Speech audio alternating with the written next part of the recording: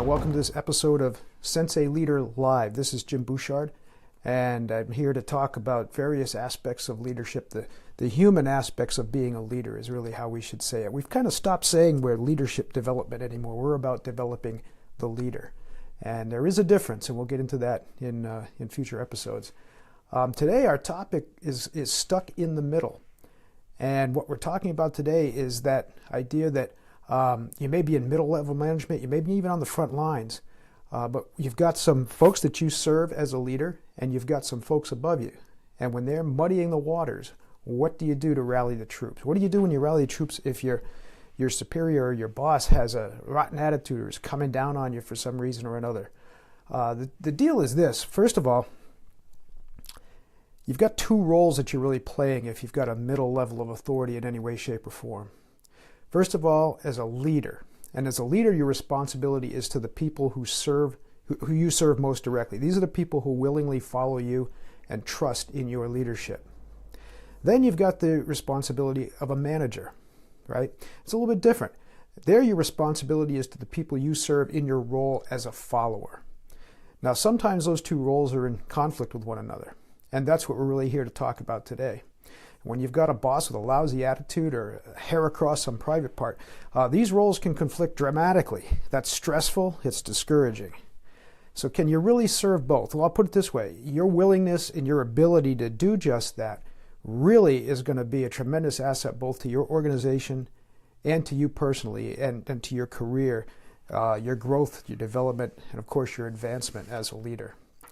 So before we get started, as we're waiting for some folks to come on board, I want to do a little bit of house cleaning. First of all, please visit thesenseileader.com and check out our podcast, Walking the Walk.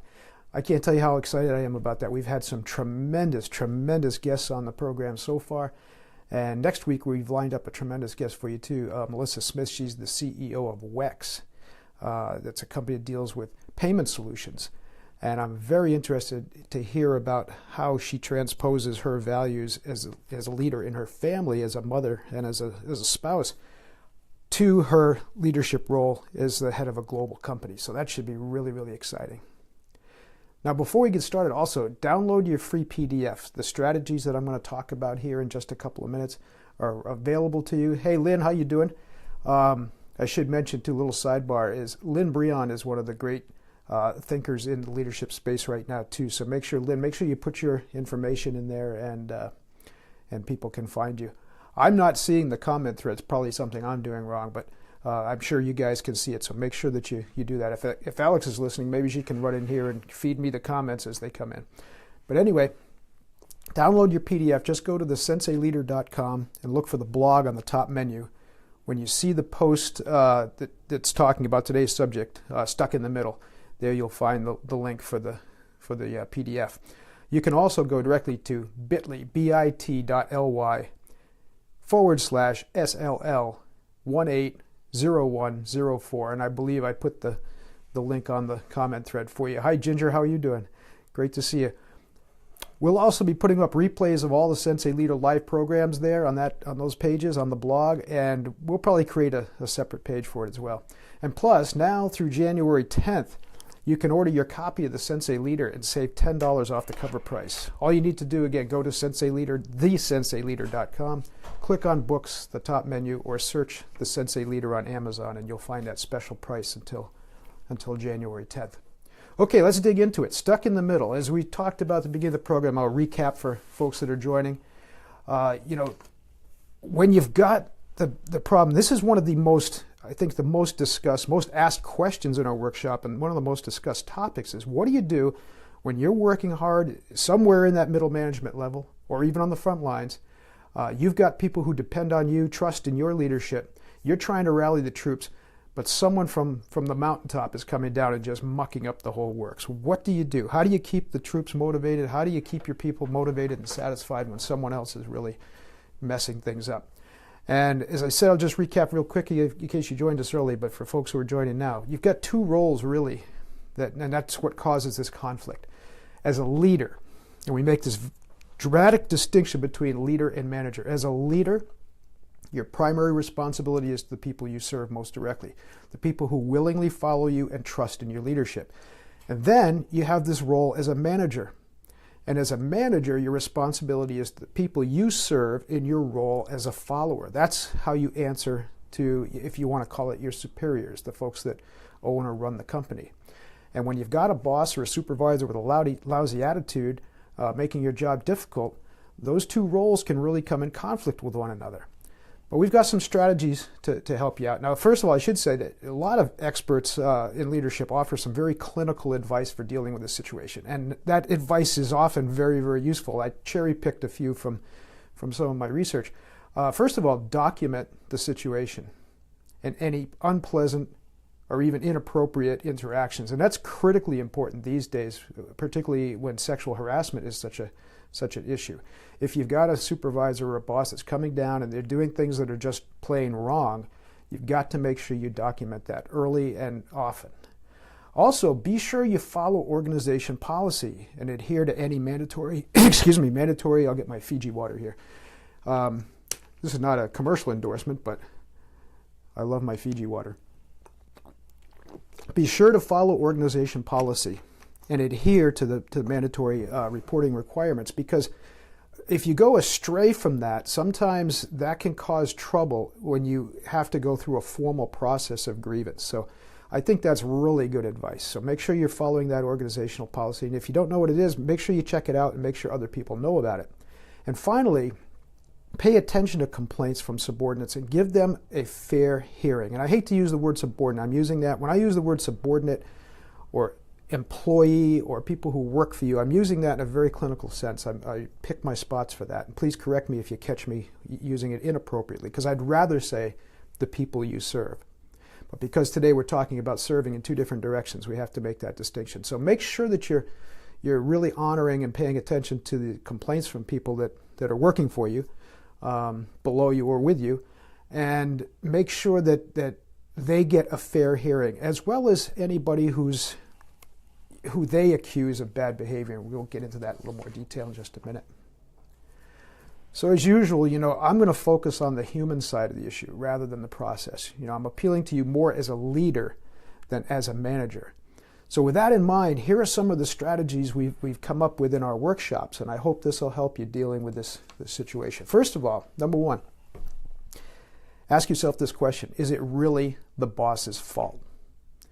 The most effective leader checks the mirror first.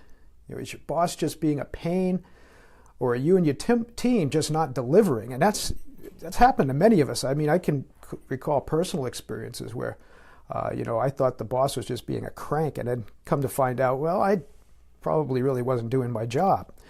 And probably this person had justification for coming down on us. So make sure you look in the mirror. All the greatest leaders, all the most effective leaders look in the mirror first. Doesn't mean you're doing something wrong, but that's a great place to start. And are you somehow filtering your boss's communication or reading something into it that just isn't there? Because that's a lot of the problem. We're going to dig into that in detail with our second strategy. But understand that, communication is a complex process. I'll share with you, there's some neat information that we have put up on the whole communication loop. And part of that loop is that what we say is not always what the other person hears, if that makes sense. I can see the comment stream, by the way, so if you have questions, comments, or ideas, please chime in. And Mary Lynn, glad to see you there. I don't know if it's snowing in Chicago, but we're getting plenty of it here. It looks like Chicago out there. Anyway, when we're talking about that communication stream, there are filters, and there's a lot of these filters that we deal with. We don't even think about them half the time. Some of them are mood, are personal experiences, are like or dislike of the person, other biases that might enter into the picture. Any number of things that can affect the process of what's being said as opposed to what's actually being heard. So we want to make sure that we're understanding that supervisor properly in the intention. And that requires sometimes some feedback and clarification, which leads us to the second strategy, really. Is it a communication issue more than it is an attitude issue? Not everyone communicates the same way, right? It's just the way it is. So you got to ask some questions, and you've got to offer some constructive feedback if you really want to make sure that nothing's getting lost in the translation. If there really is an issue, well, that gives you the opportunity for clarification, which is an important part of that communication process. And that really helps you determine whether it's bad attitude on the part of your supervisor. Even more important, gives that supervisor the opportunity to respond to that, to identify and address the issue. You know, which leads us directly to number 3. Number 3, one of my favorite. You know, bosses are people too. Sometimes we forget that. What I mean here is too often we forget that, you know, supervisors, folks that we're working for. Remember, I'm trying to use those in the clinical sense now. Those words in a clinical sense. When we're working for someone in our role as a manager, serving the upper part of the chain, you have to remember that, you know, supervisors have real feelings, real emotions, and problems just like us, right? Just like anybody else. So it's worth finding out if something's really bothering that supervisor or that upper level manager or executive before you react in a way that you may regret, or even in a way that just puts it into that, you know, the communication process. It's really going to solve the problem. Something bothering your boss or your supervisor personally, right, in personal life, might be coloring his or her attitude toward you or the people you serve as a leader. So like I said, make sure that just understand that bosses are people too. Let's recap real quick. I want to cover the things, and I'll keep coming back to it. Number 1, is it really the boss's fault? That's the idea of looking in the mirror, making sure that it's not a legitimate performance issue on our end. Is it a communication issue? Remembering that not everybody communicates the same way or communicates very effectively for that matter. So be sure to offer some questions or some constructive feedback to help that go along. Number 4, that leads us to number 4. Focus on what you can do. Stop worrying about what you can't control, right? You may not be able to adjust your boss's attitude. And here's the thing, I mean, the dynamic in the workplace is tough enough. We're dealing with human beings. That's the sole focus here at the Sensei Leader. We're dealing with human beings, and human beings are extremely complex organisms. It's just tough to deal with one another. We can't control other people. We can't control their thoughts, their emotions, their reactions. All we can control is ours. So understand this. You serve most directly, right, the people who trust in your leadership and depend on your positive mindset and attitude. So now particularly for people that are in a management role, right? Those are the folks you should be focused on. You can control your reaction to them, no matter what's going on. That's where we need to pay the most attention. And that helps us, or keeps us, I think, from, hey, Stephanie, how you doing? Good to see everybody chiming in on you. And please, again, I'm going to say, offer your comments, offer your ideas. You might have some strategies that will benefit other leaders as well. So we don't want this to be a one-way stream. And somehow, if you heard me earlier, yeah, I can see the comment stream now, so that's good. Anyway, most of all, you've got to avoid, right, transposing any sort of bad attitude or negativity on those people who trust in your leadership, trust you as a leader. Those are the folks you're serving most directly. Like I said, I can't control what my boss is doing. I can't control that person's attitude, but I can certainly control my response, and I most certainly can control how I'm presenting myself to the folks who are trusting me and depending on me to have a positive attitude, especially when the proverbial poop is hitting the fan, right? Be honest. Number 5, be honest. Very common issue raised by the upper level leaders in our workshops and executives is this. It's the frustration that they aren't getting any communication from the front lines. They complain that they can't correct a problem, right, unless they know about it. And that's very true. So it's also our responsibility to keep the communication stream going both ways, right? We have to move some information up the chain as well, especially if it's somebody that we respect that's maybe having a bad period. Now, I'm not going to say it's not always their fault. Of course, sometimes it is. But it's always prudent, and it's usually efficient and effective if you just simply state your case clearly, right? You go to the person who's causing the trouble and say, hey, look, you know, you're demoralizing my team. I'm not sure if you're aware of this, but your communications lately have been very, very discouraging, maybe even angry, right? And that's costing us in production. That's causing us not to perform up to the level that you'd like to see. But you have to be honest. You have to be willing. You have to have the courage. You know, we keep coming back to 3 primary characteristics of a leader: courage, compassion, and wisdom. And this really hits both of them. Being honest with your supervisor, especially when there's a bad situation going on. Hits both of those. First of all, you have to be courageous to do it. Courage not being the absence of fear, of course, the absence of fear is stupidity, but courage really meaning that you know that needs to be done. And you may have some trepidation, but you're going to do it anyway. Okay? And the compassion side is this, because it goes back to a point we made earlier, and I'll recap in just a second up to where we are now. That idea that bosses are people too, and that it's showing true human compassion, true empathy, to understand that person may be having a bad time, and maybe reaching out to them can solve a lot of the problem.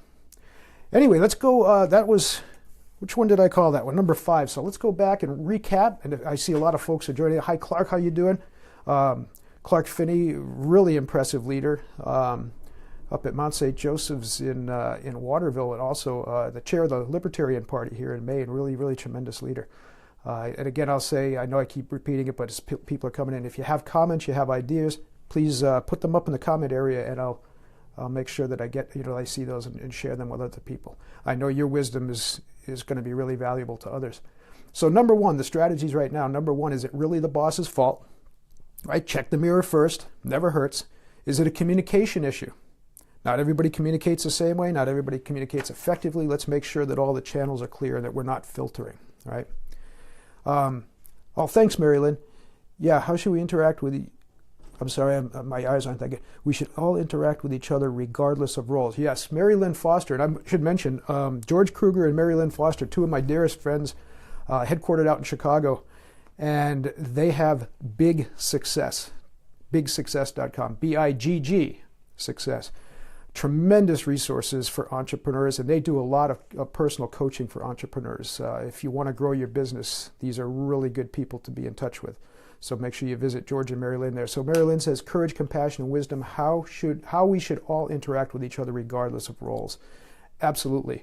And Mary Lynn, you really hit on something. I know we've talked about it before, but the idea that someone embraces the role of a leader at any level, right? At any level, from the front lines up. And in fact, if you really want to change your life for the best, that's the way to do it. It's by embracing the role as a leader. Stephanie Aslin chimes in. Stephanie, nice to see you. It's been a long time. It's been way too long. We need to get together and have some lunch or an adult beverage sometime soon. She says, open, honest communication is the key. And in person. Yes, the texting, mail chains drive me crazy. I couldn't agree with you more, Stephanie. That's one of the greatest obstacles, I think, to open communication, is that sometimes people will they'll rely right on the text and on the email. And I have nothing against those platforms. I mean, they're good ways to communicate short bits of information, right? Very difficult to express emotion, very difficult to read mood through those modes of communication. I mean, how many times have you gotten an email and you thought somebody was terribly angry at you and you only find out, no, it's not a big deal, right? Or vice versa, someone comes to you, hey, what's up? How come you're upset with me? I wasn't upset. Well, your email sounded as if you were. So those are not the best ways to communicate. Quick recap, is it really the boss's fault? Is it a communication issue? Bosses are people too. Focus on what you can do. Stop worrying about what you can't control. Be honest. And now let's hit number 6, which is one of the most difficult ones. Is it just time to go? One of my biggest heroes, you could probably see some of his books on the shelf behind me, Stephen Covey. I know a lot of you, really enjoy his philosophies as well. And one of the big things that Stephen Covey always shared was the idea that in any relationship, in a business relationship, personal relationship, all the interactions have to be win-win.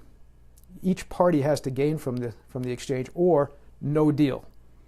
That's his out clause. That is his, the ultimate out clause. Because sometimes people say, well, I can't. If I win. You're talking about compromise. I hate the concept of compromise. I really do. We shouldn't ask each other to compromise, especially when it comes to values and principles that we hold, sacred to us. We shouldn't ask the other person to give something up. There's a better way to do it. And one of those ways is win-win or no deal. If you can't find a resolution or a solution, those are 2 different concepts. We're going to hit that, in fact, on another episode. But if you can't find that resolution or solution, then you need to find a different way, right, where people are going to win, or forget it, walk away. Now, that's difficult. It's really difficult, especially if you've worked your way up the ladder to a degree, or in a position that you've really worked hard for, and all of a sudden, I'm telling you, you should walk away. Well, yeah, there's nothing more destructive to your mindset, right, to you and to your career, and most important, to your health, than putting up with somebody who's just a lousy human being above you, right? It's not easy to rise above the bad attitude of a person that's in a position of authority over you. But I got to tell you, I promise you, there's always room at the top. There's always some place for you to go where you're going to move ahead. It's the middle and the bottom that are terribly crowded. And I really, really believe in that idea. Plenty of room at the top. The middle and the bottom are really crowded. And the middle and the bottom are crowded very often with people who are putting up with a bad situation. Okay? Now, I'm not saying you have to walk in and throw your resignation on somebody's desk today. I mean, there's always other considerations, and I appreciate that. But you should be looking for the next opportunity. If you're struggling in a situation where your supervisors, the leadership of your organization, the top leadership just has lousy attitudes, you're in the wrong place. You're in the wrong place, and it's holding you back. So there really isn't any excuse for you not actively looking for that next opportunity. Yeah, Stephanie chimed in again. She said, open, honest communication is the key. And I can't see the rest of it. Pardon my finger. I'm trying to see if this will let me go up. No, it isn't. But that's okay. That's a great one.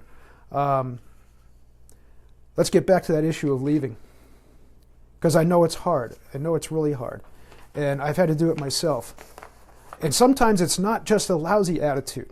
Let's talk about that for just a second. Sometimes it's just not a good fit. It's really interesting. Since I've really been on the road a lot with Sensei Leader, and especially, I learned so much from the workshops. It's kind of a cliche to say, when I go into workshops, say, I'm going to learn more from the participants than they will from me.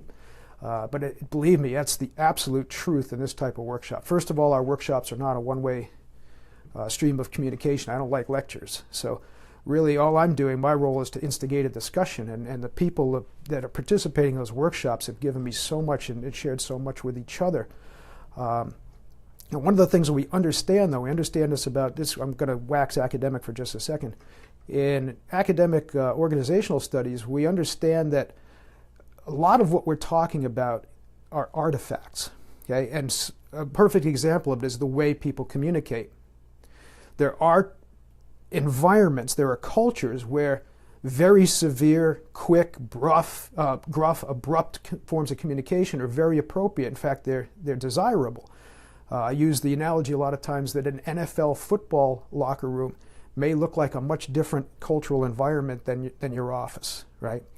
But the language, the attitudes, the type of communication that happens there may be very appropriate and desirable there, may not be in your office. So I'm very careful now not to judge, right, these artifacts. The key is that you have to ask yourself, what does this mean in my organization?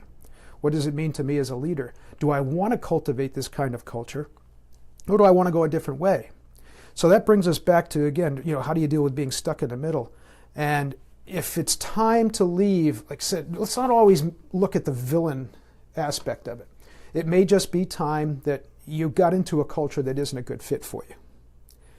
And you need to find one that's a better fit. And also respect that, too, from the people that you serve, the people who are answering to you. They may be underperforming just for that reason. It just might not be a good fit. Sure, we try to hire people that are going to be a good fit. We don't always accomplish that, right? And I know Stephanie is in the employment business.